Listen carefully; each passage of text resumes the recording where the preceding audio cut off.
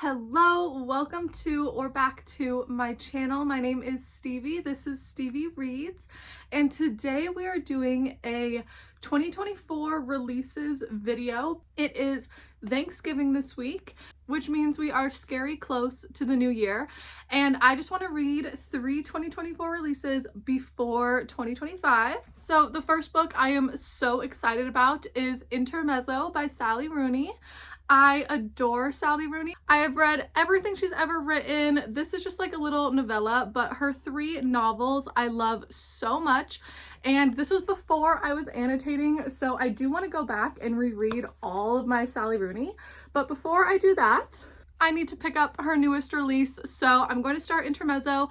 I don't know what this is about really, other than the fact that we're following 2 men, which is so interesting. They are brothers, and this one is bigger than all the other books as well, but I am just beyond excited to read a new Sally. And then the second book in the video is going to be An Education in Malice by S.T. Gibson. Same thing as with Intermezzo, like I already love this author because I have read her debut, A Dowry of Blood, twice, and I love this book so much. Honestly, the amount of tabs is crazy, but I couldn't not like underline literally every single line. Oh my god, I loved A Dowry of Blood so much.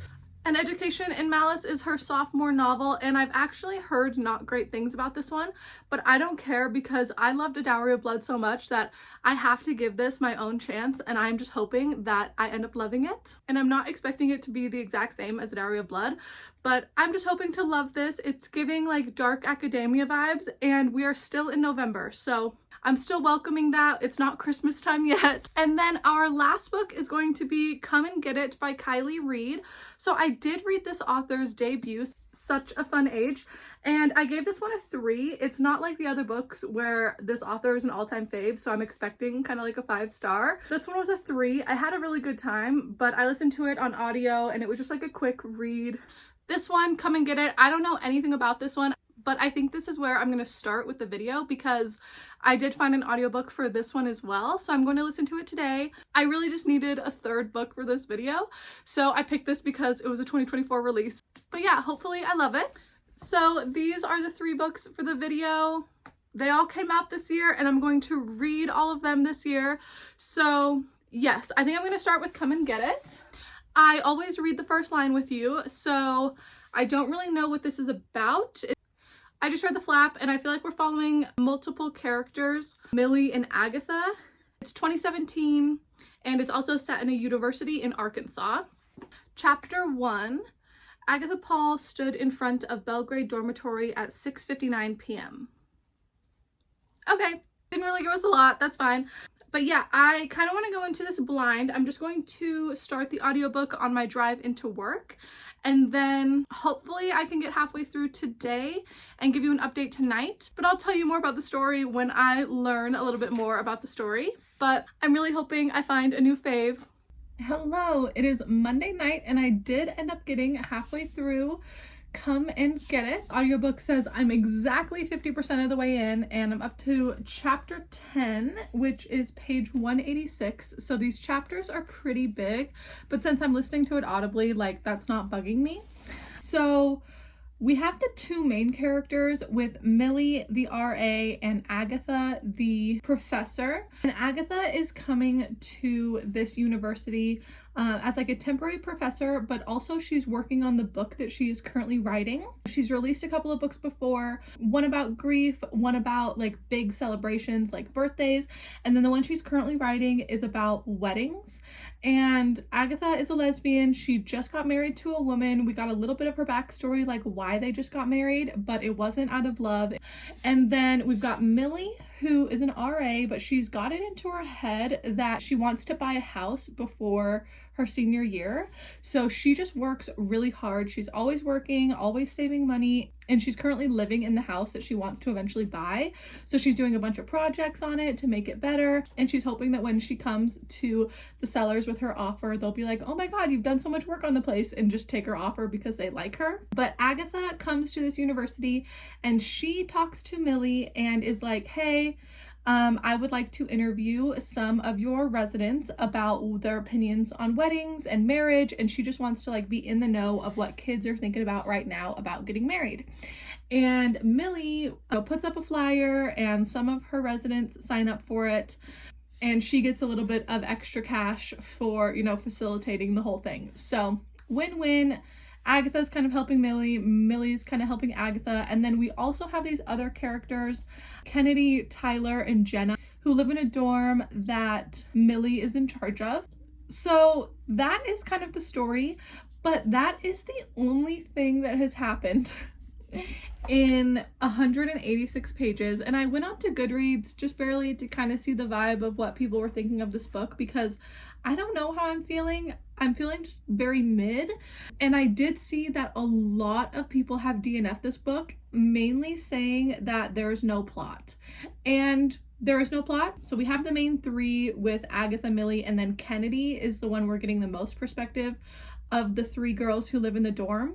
And then there's other characters, obviously Tyler and Jenna, who also live there, and then Millie has a friend. We're learning about Agatha and her wife. So there's so many characters, and it's feeling more like a character study than anything else. So if you're interested in a book about like a bunch of women and their relationships and how they all intertwine together, this has that, I guess, but there is literally no plot. Like, there's no plot. Like, Agatha's writing a book. Cool. Millie is an RA saving money. Cool. Kennedy is just a college student who has little tiny bickers with her roommates. Like, nothing is happening. I feel like if I didn't know this author and this was the first thing I'd ever read from her, I would probably DNF it as well. But because I've read something before that I ended up liking, I'm gonna keep reading. I don't know if I'm gonna complete it. Like, I'm probably gonna give this book another like 50 pages to see if it finally like locks me in. So it's pretty early still. 5:16, my husband's about to start making dinner. I'm gonna eat, and then I'm gonna listen to more of this while I clean the kitchen. So hopefully I am intrigued and I want to continue, but if not, I might bot back on here and say that I'm giving up. I don't know. I just wish anything was happening. I wish anything was going on, but right now it's pretty boring. Not gonna lie to ya. Okay, it is like 8 o'clock right now. Dinner was delicious, dishes are done, and I am DNFing. Come and get it. I just barely finished chapter 12, so page 216, and I just can't do it anymore. I don't care about any of these characters. I dislike some, like Tyler is annoying, Jenna is annoying.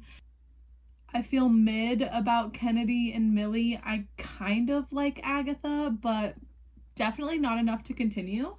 So yeah, made it up to page 216 and I am officially giving up. So first book of the video, DNFing, but I just know if I push through, this would be a 2-star, maybe a 3-star at best. And I don't need to push through for a 3-star. On a normal day, that doesn't sound like a good time, but especially on a day when I have a Sally Rooney waiting for me, like, I cannot pretend to give a fuck about Come and Get It when I know this is the next book on the docket. So sorry to that book. It just did not grasp my attention.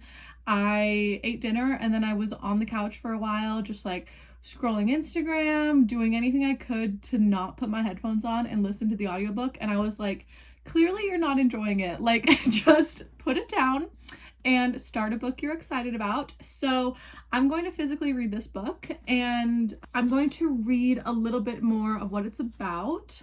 So we're following two brothers, Peter and Ivan. Peter is a Dublin lawyer in his 30s. He's successful, competent, and apparently unassailable. And then Ivan is a 22-year-old competitive chess player. So that makes sense why we got the chess vibe. Ivan has always seen himself as socially awkward, a loner, the antithesis of his glib elder brother. Okay, and it seems like Peter is struggling to manage his relationships with two women. his enduring first love Sylvia, and Naomi, a college student for whom life is one big joke. So Peter is the older brother and he's kind of in between two women.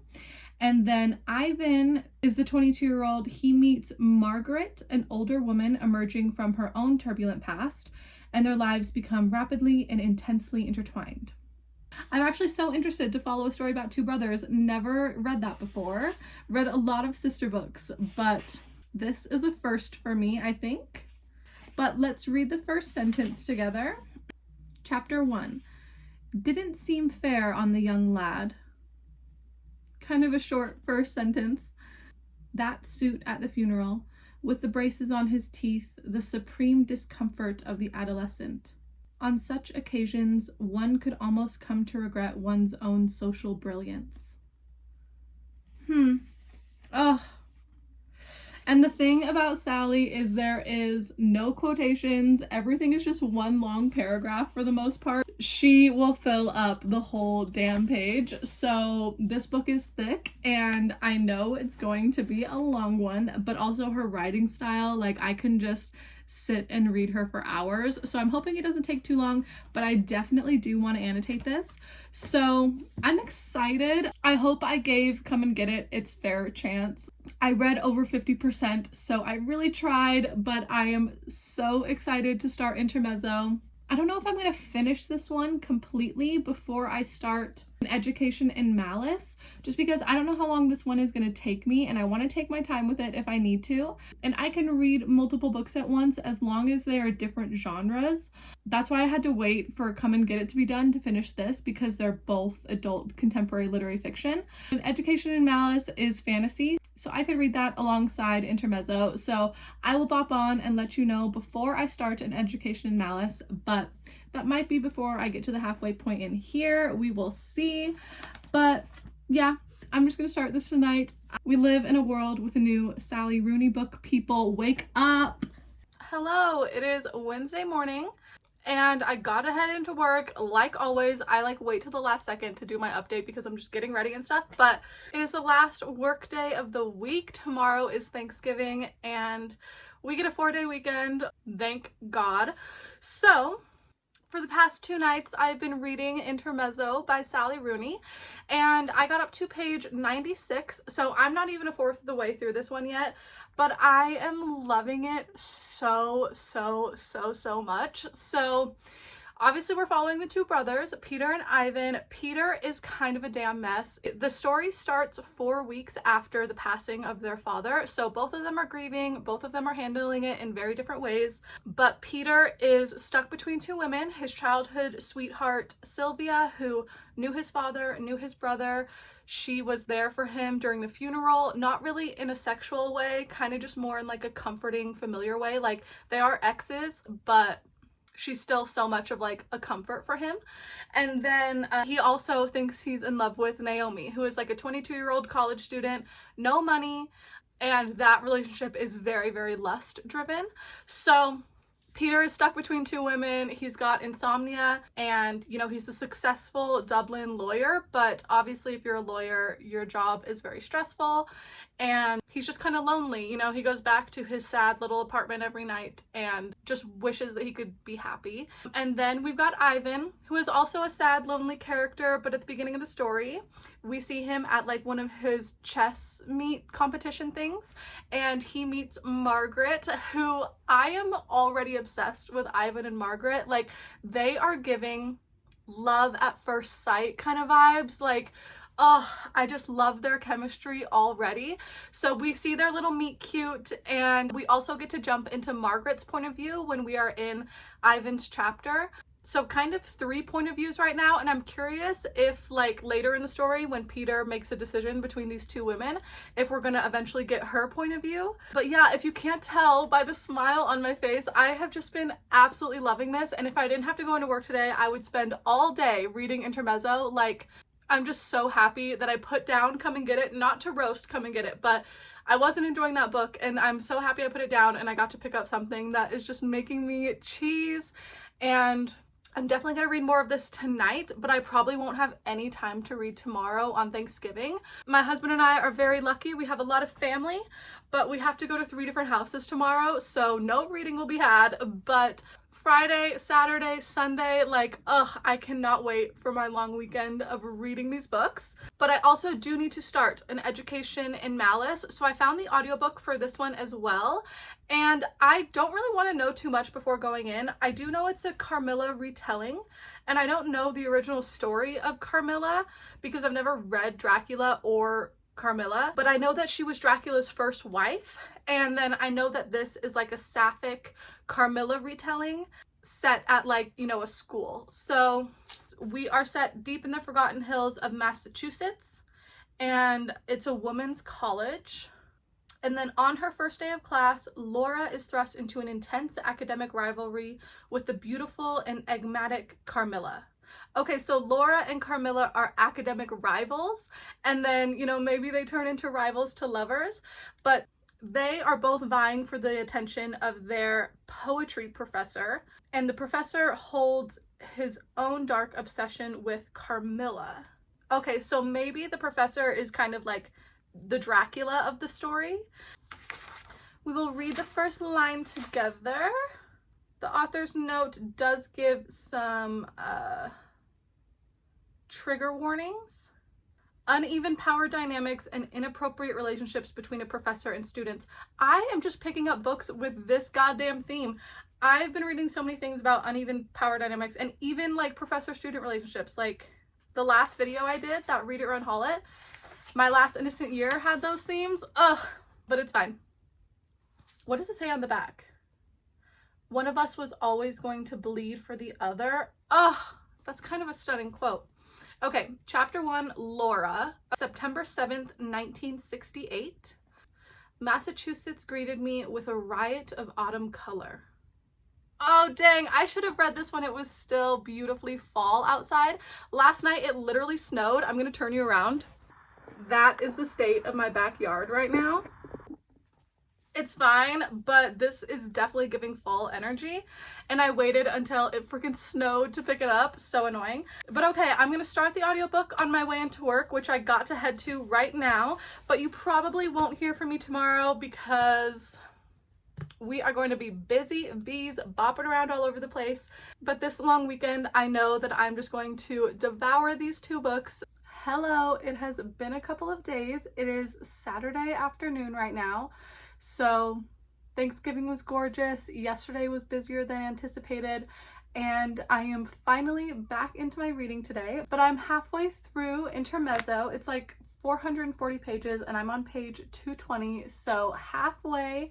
I'm absolutely obsessed. When I am sitting down to read this book, my life is worth living. Like, Sally Rooney never misses, and this book in particular, I have my favorite characters. Out of the 2 brothers, I definitely prefer Ivan as like being in his perspective because I really like him and Margaret. I think they're just so wholesome and sweet, but they've also both like had traumatic things happen to them or like hard situations to deal with, especially recently, and they're just kind of like there for each other, and that's really beautiful. And then Peter is seemingly the brother that has his life more together, but he's in love with 2 women and is not committing to either one of them. They both know about each other, but they've never met, and I can see where he's coming from. Like, he is using both of them, one for her emotional intelligence and like the fact she knows his family and his life. He talks to her about work, and you know, she is like a businesswoman as well, so she has her own job, and you know, they've just been friends for a really long time, even though they're exes.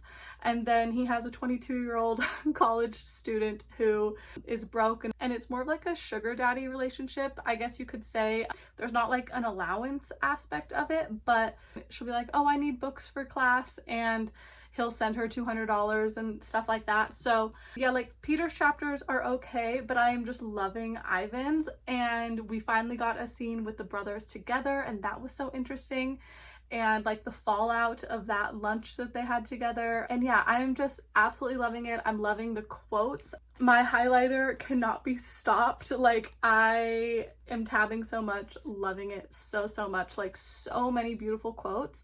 And then I am not quite halfway through in Education Malice. My audiobook says 43%, so I'm really close to the 50% mark, and the sun is about to go away, so I was like, just do the update right now and I will get to 50% later. But this book is also very gorgeous writing. I wish I was annotating this one as well, but I am really liking the audiobook experience because we've got two different narrators for our two main characters, and it's very distinct voices. So when you're listening to the audiobook, like, you always know whose head you're in. And this is a vampire story, but it's a very subtle vampire story. Like, that doesn't even feel like the main plot of what's happening, at least in the first like 40% It's a lot about like the academic rivalry between these two characters wanting to impress the professor, which I think in the intro I said that the professor was a he, but she's a she because obviously it's a women's college. Didn't think about that. They're both vying for this professor's attention, and now we're starting to get into the fact that I think, you know, they're dropping the competitive side right now and kind of starting to open up and talk to each other, which is nice. But the professor that they are wanting the attentions from is a poetry professor, so there's so many conversations about writing. Like, the story has beautiful writing and then they're talking about writing. I just love books that talk about language. It's reminding me of Babel by R.F. Kuang. Like all vampire books, it's talking about immortality, and this professor is talking about how writing is so important because it's a way to be immortal. Like, after you're gone, your words will still live on. I didn't mean for that to rhyme. It just has a lot of conversations on the fact that, like, if you're a creative person, your work will outlive you, and that is like a fulfilling way to live. A lot of people want kids, myself included, and helping something grow, well, in kids, the case of helping someone grow, you know, being able to pass on what you've learned or be able to physically make something or write something that will help somebody feel like seen and connected in the future. Like, it's just a beautiful sentiment. So yeah, I'm liking the dark academia vibes and the subtle vampire vibes. We are starting to see a little bit more of the world, so we're learning some vampire lore, but I'm really enjoying it when I'm listening to it. I just haven't had a lot of time, but like I said, it's Saturday afternoon, so tonight I need to plant myself on the couch, get some of this reading done, and I think I'm also going to start editing this video as well. But I have no plans for tomorrow. I can't believe that tomorrow is only Sunday. I love a 4-day weekend. The work week should just always be 3 days. Like, this is absolutely stunning. So tomorrow's Sunday, and I want to just do like boring house stuff and then also hopefully finish both of these books. I have time tonight. I have all day tomorrow. I think I can read the second half of both of these books, but right now I'm just feeling really, really good about them. And yeah, just happy that it's the weekend.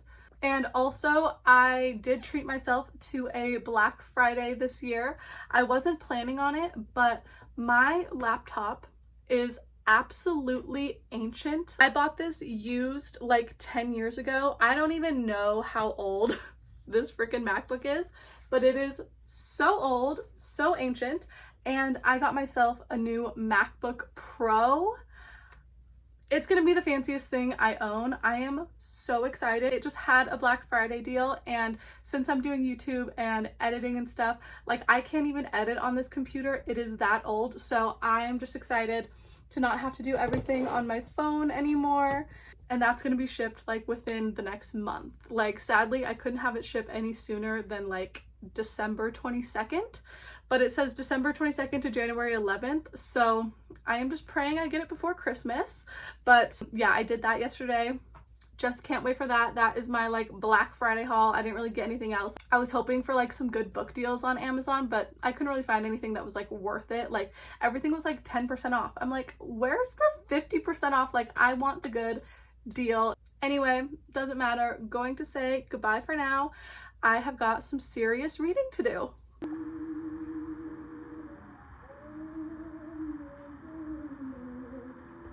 This isn't a full update, but I just needed to tell you that I am sobbing at the end of this book. Tears are running down my face, and I'm wearing a muumuu and I have a pimple patch on, but this book is breaking me. Hello, welcome to the end of the video, the next day. Sorry, I was crying on the couch last night. in my feelings, but yesterday on Sunday I finished both of the books I was in the middle of, so let's chat about it. First of all, An Education in Malice. I'm ending up on a 3-star for my rating. I was debating between a 3 and a 4, but it just didn't feel like the level of enjoyment of a 4, but I had a good time with it, so I think a 3 is fair. The reason why is it just felt pretty surface level as far as the vampire aspect of the story. I mean, it did delve more into the vampire side in the second half, but I just didn't feel the stakes or the consequences of anything. You know, I feel like it was supposed to be pretty high stakes and like feeling that intensity, but I didn't feel that. It felt pretty surface level, and I think it was beautiful writing, and it has some gay vampires, so it gets 3 stars just for that, and I am gonna keep it. Maybe I will reread one day, but I am happy that I squeezed in one last autumnal book before it gets too snowy outside. And then I don't even know if I need words. I don't even know if I have words. I haven't written my review for this on Goodreads yet. I have just gone on there and put that it's a 5-star because obviously it's a 5-star. But this had such gorgeous writing. Sally Rooney is starting to play with different styles of writing. I mean, she always has fun with her writing. Obviously, like, the no quotations and her quotes are insane. But she's starting to do like unfinished sentences in this book, just kind of stopping the sentence in the middle, especially in Peter's perspective, and I ended up enjoying that. So I just think the writing was really cool, but the actual story itself as well just broke me. I was so heartbroken last night, and the complexity of these characters is really what ended up getting to me, because as you saw, I loved Ivan and Margaret, but even Ivan was flawed. He was described in the beginning of the book as kind of like an incel, you know, like one of those men who just has zero to no respect for women. They use the analogy of like women on public transportation who are pregnant. Like, when he was younger, he was like, it's not my fault they're pregnant, like, why would I have to give up my seat? I don't care. And then Peter would start talking to him about his views and everything, and like Ivan would reluctantly give up his seat, and then it got to the point where he started giving up his seat happily and smiling at the pregnant woman, and it gave him like a sense of, I did something good. And it sucks that he kind of had to meet a woman and fall in love for him to have empathy for women in any kind of sense, but he goes on a transformation. And then my feelings for Peter and his relationships with these 2 women that he is torn between. Obviously in the beginning you're just like, he's a pig, he's using both of them, but then as the story goes on, I don't want to give any spoilers, but he just tries what he can, and he's actually like a pretty good man. And yeah, I don't know, I sobbed for these brothers, for their grief, for the ending. I think how it ended was beautiful. I actually love how it ended. This is just an all-time fave. I am going to come home today and try to put my review into words for my Goodreads, but this is just my initial, like, I finished it last night at like 10 o'clock, immediately went to sleep.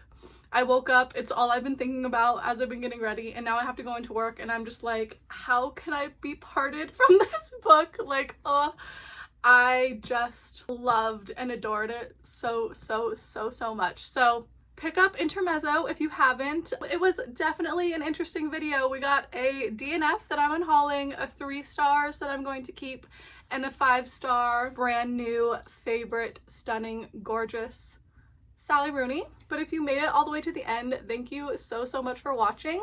Let me know down below any books that you are wanting to read before 2025. I still have a couple more on my docket, so fingers crossed I can get to them. But all of my socials are linked down below like always, and I'll see you in my next one very soon. Bye!